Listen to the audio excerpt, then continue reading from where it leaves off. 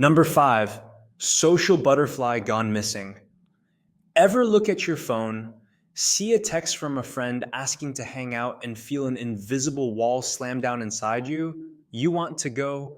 A part of you misses them, but the energy it would take feels like climbing a mountain. So you type, "So sorry, can't make it," and feel a wave of both relief and guilt. What starts as needing a night in turns into a month of nights in. Soon your social circle starts to feel like a distant memory. This isn't just you becoming an introvert, this is social withdrawal. It's your brain building a fortress to protect you. It could be stress, fear, shame, sadness, anxiety. But that fortress slowly becomes a prison. From the inside, it feels like your social battery is permanently dead. Small talk feels exhausting. The thought of social interactions for a few hours is draining. Your brain chemistry is actually shifting. When you're depressed or anxious, things like serotonin can dip, making connection feel less rewarding and more like a chore. People with social anxiety might avoid gatherings because their brain is screaming, "They're all judging you." While someone with depression might not go because they feel like a burden, thinking, "Why would anyone want me there anyway?" It's a vicious cycle. The less you go out, the more your brain tells you that you can't go out, reinforcing the loneliness. So if your world has shrunk to just your couch and your screen, it's not because you've become antisocial. It's a sign your brain is trying to handle a heavy load and has decided to shut the doors to the outside world. Number 4, sleep shenanigans. Ever lie in bed trying to sleep, but your brain is playing out all your worst and embarrassing moments on repeat? Or maybe you slept for 10 to 12 hours, but you wake up feeling like you've been hit by a truck. This isn't just a bad night's sleep. This is your brain's internal clock going haywire. When anxiety is in the driver's seat, your mind races and your body is flooded with stress hormones that make sleep impossible. It's like trying to sleep through a fire alarm. On the flip side, depression can feel like a heavy, weighted blanket you can't throw off. That's hypersomnia. You're not resting, you're escaping. Your brain is so drained of energy and neurotransmitters like serotonin that it forces a shutdown. For people with bipolar disorder, a manic episode can make sleep feel completely unnecessary for days. And for those with PTSD, sleep isn't a refuge, it's a minefield of nightmares.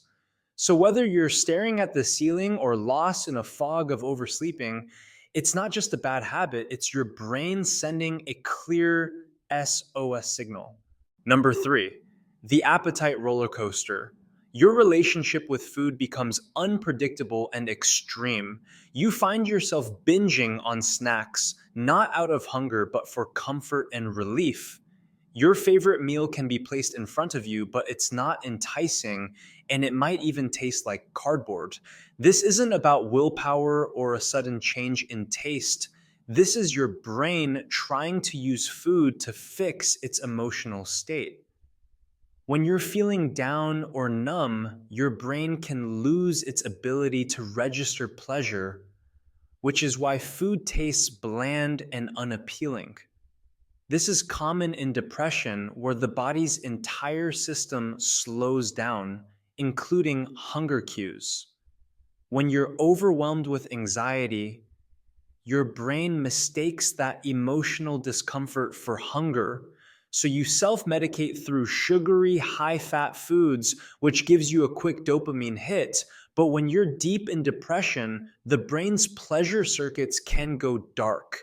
The things that once brought you joy, including food, lose their appeal entirely. This appetite roller coaster, whether eating everything in sight or can't stand the thought of a single bite, is a direct signal that your brain is struggling to regulate its moods. Number 2, the emotional sunburn. Ever feel annoyed or aggravated from minor annoyances? There's a slow driver and you feel the need to honk and flip them off. There's a baby crying on the plane and it makes you want to scream. You snap at people you love over nothing and then you're left with a confusing mix of anger and guilt. This isn't you becoming a jerk, it's your brain's emotional regulation system failing. Think of it like an emotional sunburn. When you're sunburnt, even the brush of a t shirt is painful. When you're battling underlying conditions like depression, anxiety, or bipolar disorder, your tolerance for frustration drops to zero. Your brain is already managing a heavy load, and stress hormones like cortisol are keeping your nervous system on high alert. That small irritation isn't just a small irritation. To your overwhelmed brain, it's another threat. The explosive reaction is a symptom of the immense pressure that has been building up inside. Number one, brain fog battlefield. Ever walk into a room and completely forget why you're there? Or find yourself losing your train of thought mid sentence? Maybe you keep rereading the same paragraph because the words just aren't sticking. It feels like your brain is filled with fog and you're fighting just to think clearly. You might chalk it up to being tired or stressed, but when it's constant, it's a sign that your brain's processing power is being hijacked. Stress and mental health conditions like depression and PTSD can wreak havoc on your brain's executive functions. And high levels of the stress hormone cortisol can directly impact your hippocampus, which is the part of your brain crucial for memory. Your short term memory gets shot. Logical sequences become confusing. You might lose your keys more often or find it impossible to plan your day. And when you're fighting a battle with stress, depression, or PTSD, your brain diverts all its energy to managing the emotional threat. This isn't you getting dumber, it's your brain's processing power being completely hijacked by a fight for survival. That's all for today. Thanks for watching, bro. Like and subscribe to see more.